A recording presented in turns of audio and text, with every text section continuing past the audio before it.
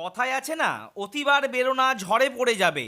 এমনই বার বেড়েছিল ঈশান কিষান এবং শ্রেয়াস আইয়ারের। বিসিসিআই অ্যানাউন্স করলেন অ্যানুয়াল সেন্ট্রাল কন্ট্রাক্টের লিস্ট। এই লিস্টে কেউ আছে কেউ নেই, কারো ডিমোশন হয়েছে তো কারো প্রমোশন হয়েছে। নমস্কার, আমি প্রীতিশ, আপনাদের স্বাগত জানাই ক্রিকেট স্ট্র্যাটেজিতে। 2023-24 সালের ক্রিকেটারদের বার্ষিক চুক্তির তালিকা প্রকাশ করলো বিসিসিআই। এই চুক্তি 1 অক্টোবর 2023 থেকে 30 সেপ্টেম্বর 2024 পর্যন্ত।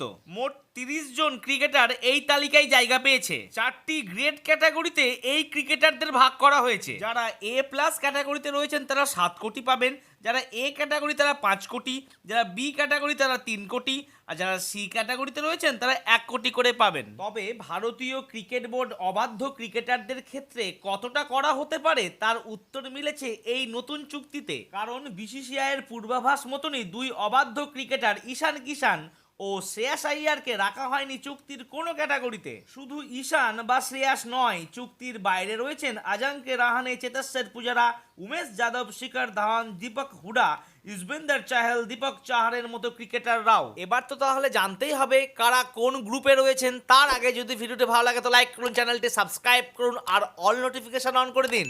বোর্ডের এ প্লাস ক্যাটাগরিতে রয়েছেন রোহিত শর্মা, বিরাট কোহলি, জসপ্রীত বুমরা এবং রবীন্দ্র জাদেজা। এতে রয়েছেন রবিচন্দ্রন অশ্বিন, মোহাম্মদ শামি, মোহাম্মদ সিরাজ, কে এল রাহুল, শুভমান গিল এবং হার্দিক পান্ডিয়া। আর গ্রুপ বিতে রয়েছেন সূর্যকুমার যাদব, কুলদীপ যাদব, অক্ষর প্যাটেল, যশস্বী জয়সওয়াল এবং ঋষভ পান্ত। সব থেকে লম্বা লিস্ট সি ক্যাটাগরিতে। যারা আছেন এই লিস্টে তারা হলেন রিঙ্কু সিং, তিলক বর্মা, ঋতুরাজ গায়কোয়াড়, শার্দুল ঠাকুর, শিবম দুবে, রবি বিষ্ণয়, জিতেশ শর্মা, ওয়াশিংটন সুন্দর, মুকেশ কুমার, সঞ্জু স্যামসন, অর্শদীপ সিং, শিখর ভরত, প্রসিদ্ধ কৃষ্ণা, আবেশ খান এবং রজত পাটিদার। এছাড়াও সরফরাজ খান এবং ধ্রুব জুরেল শেষ টেস্টটি ইংল্যান্ডের বিরুদ্ধে খেললে এই ক্যাটাগরিতে ওনারা জয়েন হয়ে যাবেন। কিন্তু এই কন্ট্রাক্টে যাদের নাম নেই তাদের জন্য একটি সুখবর রয়েছে। বিসিসিআই জানিয়েছেন স্পেসিফাই পিরিয়ডের মধ্যে কেউ যদি 3টি টেস্ট অথবা 8টি ওডিআই অথবা 10টি টি20 খেলে তারা